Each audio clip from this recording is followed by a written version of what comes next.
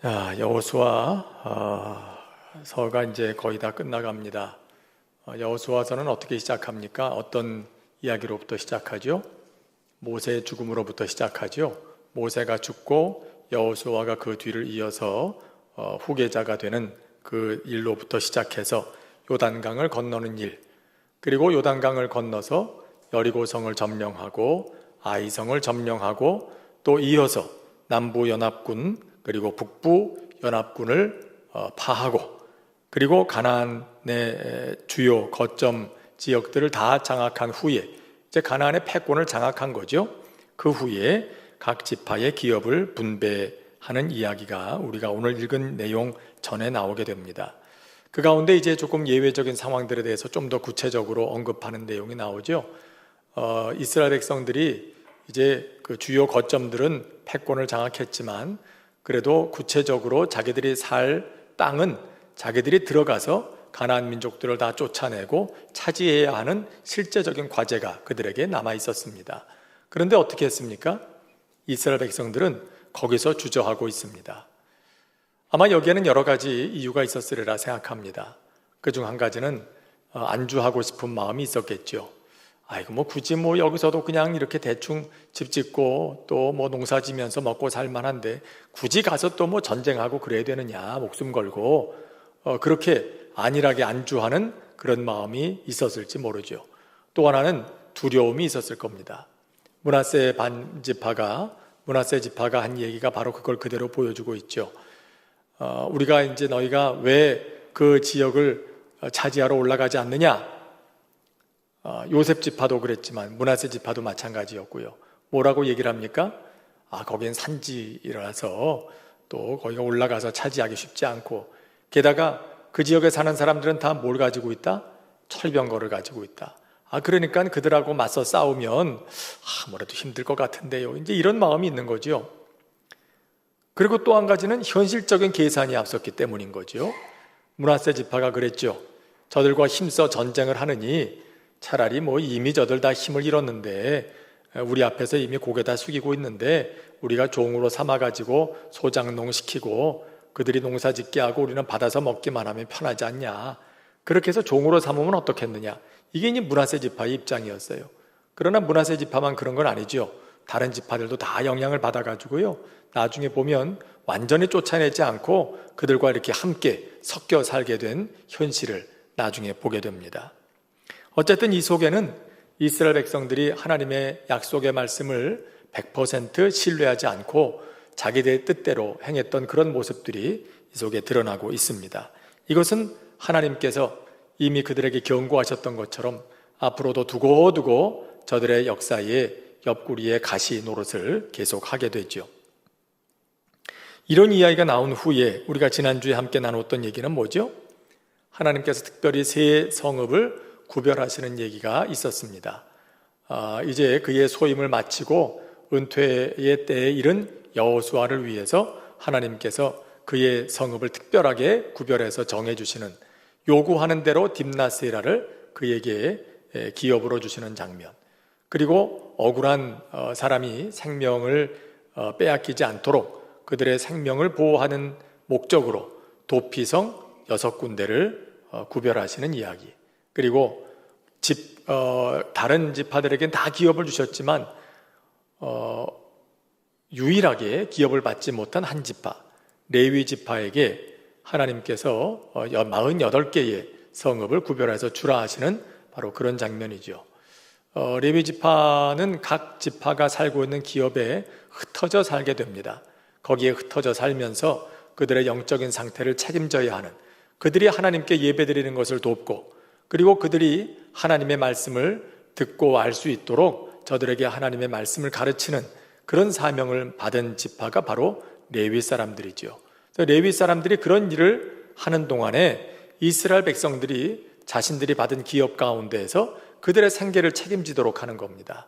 그들의 땅 가운데에서 살 곳을, 성읍과 그 주변의 목초지를 주도록 하고, 그리고 하나님께 이스라엘 백성들이 제사 드리러 올 때 가지고 오는 모든 것들과 또 하나님께 드려지는 11조와 모든 물질을 그들을 위한 생활비로 이렇게 주시는 그것이 하나님의 뜻이 아니었습니까?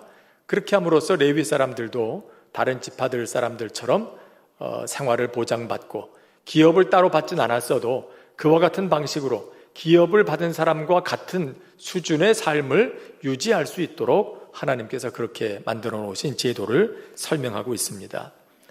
안타까운 얘기는 그것이 이스라엘의 역사에서 제대로 잘 그 제도가 작동되질 않았기 때문에 훗날 이스라엘 멸망의 아주 중요한 그 출발점이 된다는 것이 안타까운 일이긴 하지만, 그러나 어쨌든 하나님께서 이스라엘 백성들에게 처음부터 주셨던 그런 제도는 바로 이와 같은 것이었다라는 거 우리가 지난주에 함께 보았습니다. 오늘 말씀에는 이제 므낫세 반지파, 르우벤과 갓 지파, 이 두 지파 반이 다시 요단강 동편으로 돌아가는 얘기입니다. 자, 이들이 왜 다시 돌아가야 할까요? 여러분 그 얘기를 이미 아시죠? 이스라엘 백성들이 요단강을 건너서 오려고 할 때 그때 르우벤, 갓, 므낫세 반지파가 모세에게 간청을 합니다. 우리는 사람들도 많고 지금 가축들도 많으니 이거 어린아이들도 많은데 다 끌고 요단강 건너가서 전쟁하고 하기에는 너무 좀 번거롭고 힘든 일입니다. 그러니 우리에게 호의를 좀 베풀어 주셔서 우리가 요단강 건너지 않고 요단강 동편 땅, 그쪽에서 그 땅을 개척하고 기업을 얻을 수 있도록 허락해 주시기 바랍니다. 이제 그런 요청을 합니다. 자, 이 이야기를 듣고 모세가 노발대발하죠. 어떻게 다른 지파들은 지금 목숨 걸고 요단강 건너서 올라가서 가나안 땅에 들어가서 전쟁을 해야 하는데 너희들만 거기서 쏙 빠져가지고 그렇게 여기서 편안하게 안주하겠다는 게 말이 되느냐? 우리가 한 민족인데 죽어도 같이 살고 죽어도 같이 죽고 살아도 같이 살아야 되는데 그런 운명 공동체인데 어떻게 너희들만 쏙 빠져서 그럴 수 있느냐? 이건 하나님께서 기뻐하지 않는 일이다. 그렇게 얘기하니까 르우벤과 갓, 므낫세 반지파가 이렇게 대답을 합니다. 우리가 우리만 살겠다 그러는 게 아닙니다. 그냥 여기 우리 가족들을 위해서 성읍을 좀 건설해 놓고 그들을 남겨두고 우리는 남자들은 다 같이 올라가서 당신들과 같이 전쟁을 할 겁니다. 그리고 나머지 10지파가 다 기업을 얻기까지 우리는 절대로 다시 돌아오는 일이 없을 겁니다. 여러분들과 함께 싸우고 그리고 이 일이 다 마무리가 되면 그때 돌아오겠습니다.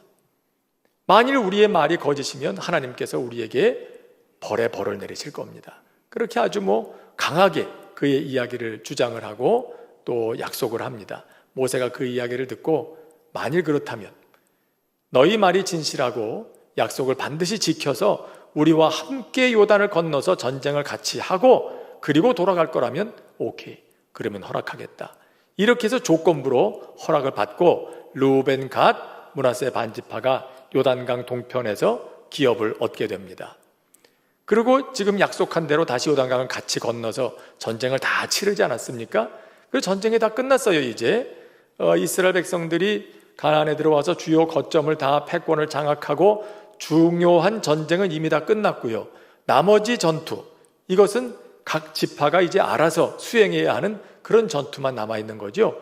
이런 상황이기 때문에 이제 르우벤, 갓, 므낫세 반지파는 다시 요단강 동편으로 돌아가게 되는 겁니다. 자, 그런데 여기서 문제가 생깁니다. 어떤 문제가 생겼을까요? 요단을 건너려던 그들이 요단강 서쪽, 그러니까 요단을 건너기 직전에 아주 커다란 제단을 쌓았다는 겁니다. 커다란 제단을 쌓았다. 이게 얼마나 큰 제단이었는가 하면은요, 성경에는 구체적으로 나와 있지 않습니다만은 여기 보면 요단가에 10절 말씀에 보면은요, 거기서 요단가에 제단을 쌓았는데 보기에 큰 제단이었다 그랬어요. 큰 제단, 그냥 제단을 쌓았다 이게 아니라 보기에 큰 제단이었다. 그러니까 요단강 건너편에서도 어디서도 볼 때 충분히 보일 만한 정도의 그런 크기의 큰 제단이었다, 그런 말이죠. 이런 제단을 어떤 제단을 쌓았을까? 아마도 실로의 성막 앞에 있는 제단 모형이었을 가능성이 매우 큽니다. 우리 앞선 그 대목에서 이스라엘 백성들이 주요 전쟁을 다 마무리하고 실로의 성막을 세웠다, 이제 그런 구절이 한 구절 있었죠. 거기에 성막을 세우면서 그 앞에 이제 하나님께 제사 드릴 때 사용할 번제단, 제단을 다 만들어 놓았습니다. 그리고 그 번제단의 모양과 또 크기는 출애굽기에서 말씀하신 대로 그렇게 만들었을 겁니다. 아마 그대로 만들었다고 하면 그 규모가 이렇게 되겠죠. 가로 세로 각각 5규빗, 5규빗, 높이는 3규빗. 그러니까 한 규빗이 약 45cm 정도 되니까요. 옛날에는 뭐 요즘처럼 정확하게 도량형을 이렇게 길이를 측정하기 어려웠기 때문에 대략 한 규빗을 어른의 팔꿈치에서부터 가운데 손가락까지 그 정도의 거리를 한 규빗이라고 그랬어요. 이게 보통 한 평균 40에서 45cm 정도 된다고 보면 45cm로 계산했을 경우에 가로 세로 각각 2m 25 정도 되고요. 높이는 약 1m 35 정도 될 걸로 보입니다. 그러니까 뭐 가로 세로 약 2.5m, 높이는 한 1.5m 정도 되는 그런 규모였을 거라고 생각하는데 이것을 이 모델로 해서 이제 요단 동편으로 건너가는 사람들이 실로에다가 이렇게 만들어 놓은 그런 제단을 본떠 가지고 여기다 그런 제단을 만들어 놨다고 하는 겁니다. 여러분, 하나님께서는 이렇게 말씀하셨어요. 너희가 다른 데서 아무 데서나 제사를 드리지 말고 하나님 앞에 나와 제사 드릴 때는 반드시 실로에 있는 성막에 나와서 그 번제단에서 제사를 드려라, 그렇게 말씀하셨어요. 왜냐하면 자칫 여기저기서 요즘처럼 무슨 이렇게 서로 소통하고 또 연락을 주고받고 하는 혹은 공통된 자료를 공유할 수 있는 그런 시대가 아니기 때문에 그 당시에 각자 지파들마다 다 나름대로 알아서 하나님께 제사 드려라 하게 되면 어떻게 되겠습니까? 하나님께 드려지는 예배가 변질되고 왜곡될 가능성이 매우 큰 거예요. 자기들 마음대로 시간이 흐르게 되면 이상한 예배 모양이 되고 여호와 하나님을 섬긴다면서도 각자 전부 다 좀 다른 방식으로 하나님을 섬기고, 그러다 보니까 그들이 섬기는 하나님이라는 분도 다 각각 이상하게 사람들이 이해하게 될 수 있는 그런 가능성이 얼마든지 있는 거죠.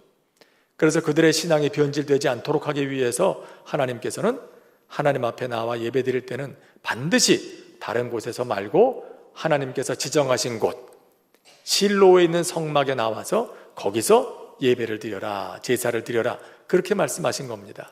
그러니까 공식적으로 하나님 앞에 제사 드릴 때 사용될 그 번제단은 어디에만 있어야 하는 겁니까? 실로 한 곳에만 있어야 하는 거죠. 그런데 요단강 동편으로 건너가는 이 세 지파가 르우벤, 갓, 므낫세 반지파 사람들이 자기들 마음대로 요단강변에다가 실로에 있는 성막, 실로에 있는 번제단의 모양을 본떠 가지고 아주 커다란 제단을 만들어 놨다, 그런 거예요. 아주 큰 제단이었다. 크다고 하는 말이 가돌이라는 말로 기록되어 있는데요, 이 가돌이라고 하는 말이 또 기록된 다른 성경 구절에 보면 에스겔서 37장 마른 뼈의 환상, 에스겔이 환상 중에 보니까 아주 골짜기에 바짝 말라버린 그런 뼈들이 무수하게 있는데 하나님께서 하나님의 영을 불어넣으시니까 그 뼈들이 다 살아나 가지고 아주 큰 군대가 되었다, 그런 기록이 나와요. 아주 큰 군대. 하일, 가돌, 무오드 이런 말로 되어 있어요. 무오드라는 말은 매우라는 부사고요, 하일은 군대라는 뜻이고 가돌이라는 말은 아주 크다, 거대하다라는 뜻을 가지고 있어요. 그러니까 거기서 사용된 말이 가돌이라는 말이죠. 거대하다. 여러분, 하나님께서 일으키신, 마른 뼈로 일으키신 군대가 얼마나 굉장했으면 그걸 보고 아주 거대한 군대였다, 하일, 가돌. 근데 그때 쓰였던 가돌이라는 형용사를 오늘 여기도 다시 쓰고 있는 겁니다.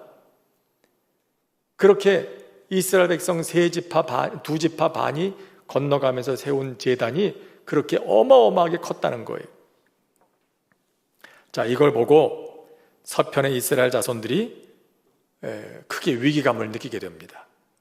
야, 큰일 났구나.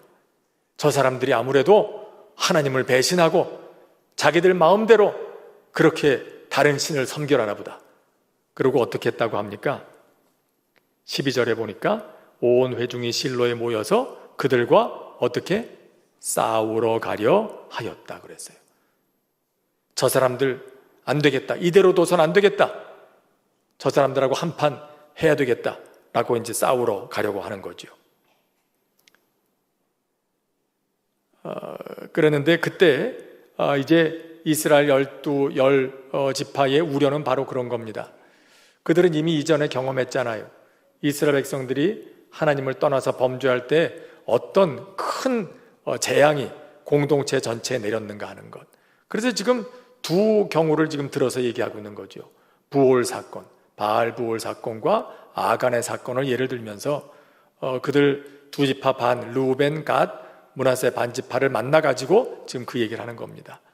너희들도 지금 알고 있지 않느냐? 이전에 우리가 모압 땅에 요단강 건너기 전에 모압 땅에 있을 때 모압 여인들의 유혹을 받아가지고 많은 사람들이 이방신 섬기는 그 잔치자리에 참여해가지고 이방 우상 앞에 절하고 그래서 하나님을 떠나는 바람에 얼마나 많은 사람들이 죽었느냐. 23,000명이 거기서 연병에 죽고, 그리고 거기에 참여했던 모든 지도자들도 다 죽지 않았느냐. 한두 사람 죽은 일이 아니었다. 아간의 범죄도 그러지 않았느냐. 아간 한 사람이 범죄할 때 그가 지은 죄 때문에 우리가 그 아이성 점령하지 못하게 되는, 그리고 거기서 수많은 사상자가 발생하는 그런 일이 있지 않았느냐. 너희들 일이 아니다. 너희들만 하나님 떠난다고 너희들 선에서만 끝나는 게 아니다. 이 모든 짐은 우리가 함께 짊어지게 돼 있는데, 너희가 하나님을 떠나면 결국 우리도 재앙을 경험할 수밖에 없다. 어찌 우리에게 이렇게 할 수 있느냐라고 이제 따끔하게 지금 얘기를 하는 겁니다. 그러자 요단 동편 지파들이 해명을 하죠. 뭐라고 얘기를 합니까? 첫째는 이겁니다. 우리가 제단을 쌓은 것은 거기서 제사를 드리려는 용도로 쌓은 게 아닙니다. 이게 첫째예요. 둘째는 이걸 여기에 쌓은 이유는 훗날 우리 후세대에 가서, 저희가 지금 지역이 둘로 나뉘게 되지 않았습니까? 요단강을 중심으로 동편에 사는 사람, 서편에 사는 사람. 너희들은 거기서 여러 지파가 함께 살고 있으면서 여호와 하나님을 섬긴다고 생각하겠지만, 훗날 우리의 자손들이 우리를 잊어버리고 저 사람들은 우리와 같은 하나님을 섬기는 사람이 아니라고 생각하게 되면 우리의 운명에 위기가 찾아오게 된다. 그러니 그 제단을 볼 때마다 요단강 동편에 살고 있는 사람들도 우리와 한 민족, 한 여호와를 섬기는 사람들이라는 사실을 기억할 수 있도록 하기 위해서, 그래서 이걸 만들어 놓은 거지, 우리가 여호와 하나님을 떠나서 다른 신을 섬기거나 그러려고 한 것이 아니다 라고 얘기를 하게 됩니다. 그러면서 이제 양쪽이 서로 화해를 하게 되었다, 이제 그런 얘기죠. 자, 이런 얘기에서 우리가 중요하게 살펴볼 일은 이것입니다. 먼저는 공동체에 있어서 소통이 얼마나 중요한가 하는 거죠. 소통이 얼마나 중요한가. 여러분, 사실 애초에 동편의 기업을 얻는 일이 없었더라면 이런 일도 없었을지 몰라요. 그렇죠? 애초에 르우벤과 갓과 므낫세 지파가 거기가 더 좋아 보이고 뭐 조금 더 편안해 보였을지 모르지만, 그러나 애초에 거기서 요단 동편에서 기업을 얻지 않고 다소간 힘들지만 다른 지파들과 함께 요단강을 건넜더라면 이러한 오해의 소지는 발생하지 않았을지도 모르죠. 그때 이미 불통의 씨앗을 만들어 놓았던 겁니다. 그게 오늘 여기서 결과를 낳게 되는 거예요. 그런가 하면 동편의 자손들이 단을 쌓고자 하는 마음이 있을 때 그런 우려를 미리 서편에 살고 있는 자손들과 논의했었더라면 얼마나 좋았을까, 이런 생각을 하게 되는 겁니다. 덜컥 그냥 제단부터 쌓아놓고 일부터 그냥 터뜨려 놓고 나중에 이게 이런 겁니다 라고 해명할 게 아니라, 아예 제단을 쌓기 전에 우리가 이제 요단강 동편으로 돌아가게 되는데 이런 게 우려가 됩니다. 나중에 시간이 흘러서 우리의 후대에 잊혀지고 우리가 요단 서편에 살고 있는 사람들과 한 민족이 아니고 하나님을 섬기는 사람들이 아니라는 오해를 받게 될까 봐 두렵습니다. 그것을 막을 수 있는 무슨 장치가 있어야 되지 않겠습니까? 우리 생각에는 이런 걸 하면 어떻겠나 싶은데 당신들 생각은 어떻습니까? 이걸 미리 좀 서로 소통을 하고 얘기를 했더라면 어땠을까 하는 안타까움이 있는 거죠. 근데 이런 과정이 없이 가타부타 말도 없이 덜컥 제단부터 딱 만들어 놓고, 그러니까 사람들이 볼 때, 이건 그 속을 모르는 사람들이 볼 때는 충분히 오해를 하게 되는 거죠. 또 하나는 뭐겠습니까? 서로 이런 소통할 생각은 하지 않고 자기 생각만 지금 하고 있는 거예요. 자, 서편에 있는 사람들은 어떤 생각만 합니까? 동편에 가서 살게 될 사람들의, 저들의 마음, 저들의 심정은 다 알지도 못한 채 그냥 뭐라고 단정 지어버리고 말죠.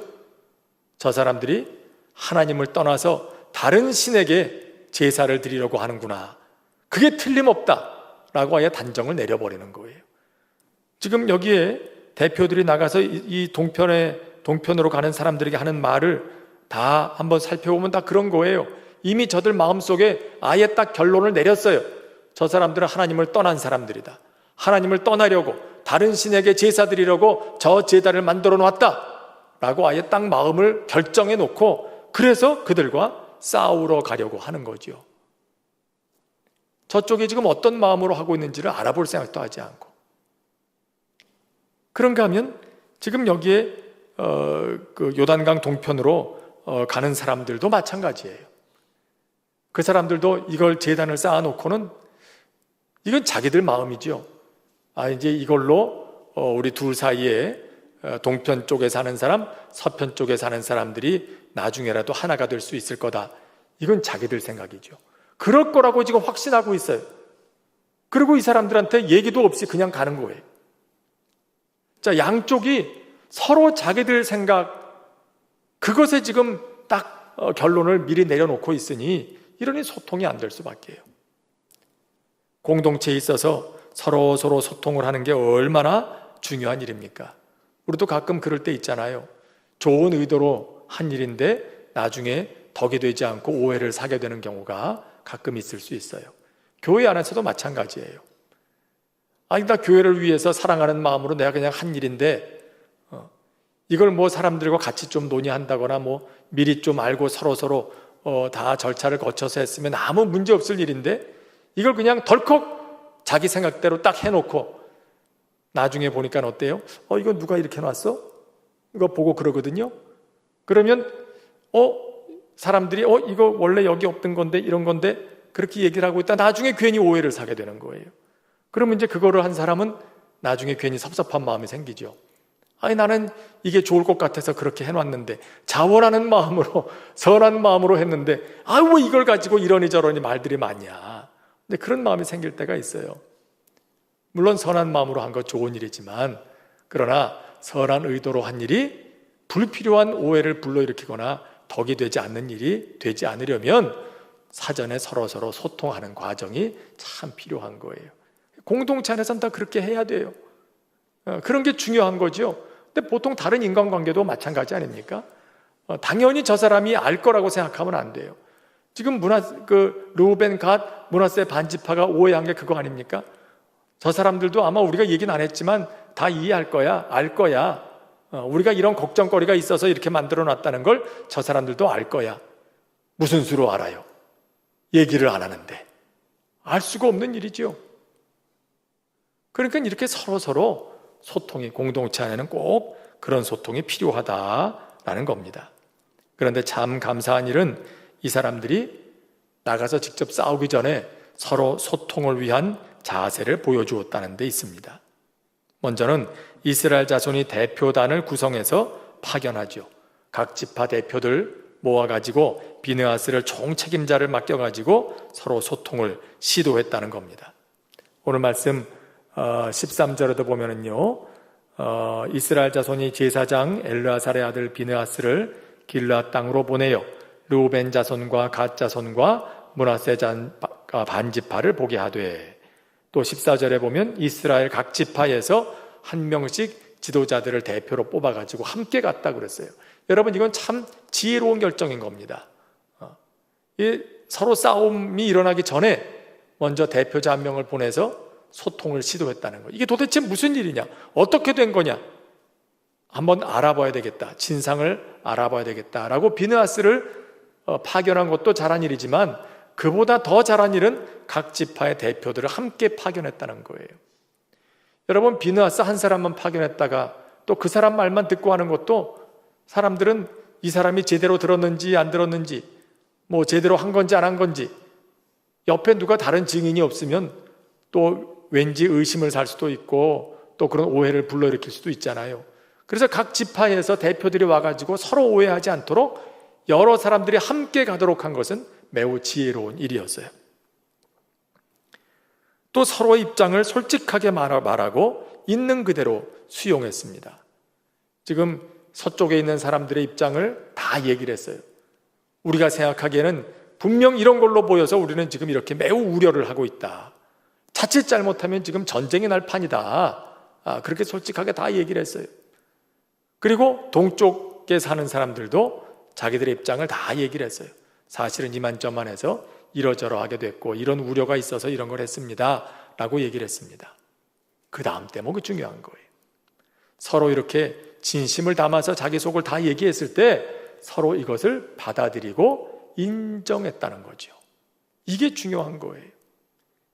여러분, 사람이 서로 소통할 때도요, 누군가 무슨 얘기를 하면 있는 그대로 받아줘야 돼요. 그래야 서로 소통이 되는 거예요. 근데 만일 여기서 서편에 있는 사람들이 동쪽에 있는 사람들이 하는 말을 듣고 이렇게 응답했다고 합시다. 우리가 네 말을 어떻게 믿냐? 네가 여기다가 제단 쌓을 정도가 됐으면 우리가 그 속을 모를 줄 알아? 우리한테는 그렇게 얘기해놓고 건너가서는 딴 신 섬길 거지? 우리가 모를 줄 알고 다 알아. 이렇게 되면 어떻게 되겠어요? 소통이 안 되는 거죠. 서로 자기 입장에서 상대방의 말을 받아주지 않고 계속해서 곡해하고 오해하고 의심하고 그렇게 되면 이런 소통의 시도가 아무 의미가 없어요. 어찌됐든 서로 소통을 하겠다 했으면 서로의 말을 100% 받아들이고 인정하고 믿어주는 게 먼저예요. 그래야 앞으로 관계가 진전이 되지 않겠습니까?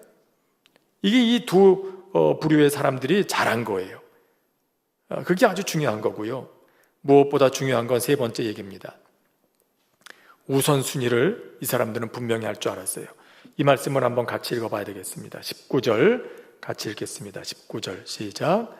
그런데 너희의 소유지가 만일 깨끗하지 아니하거든 여호와의 성막이 있는 여호와의 소유지로 건너와 우리 중에서 소유지를 나누어 가질 것이니라.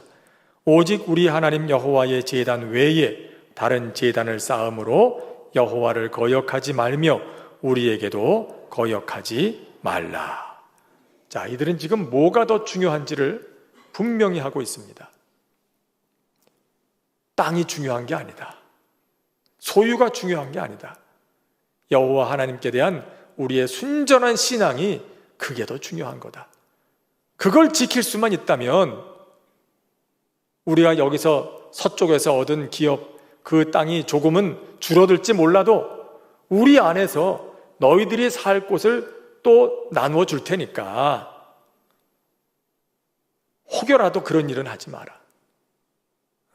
우리 안에 들어와서 같이 살면서 조금 비좁게 살면 어떠냐? 그렇게 살면서 같이 하나님을 제대로 섬기고 사는 게 낫지, 신앙을 바르게 지키는 게 낫지.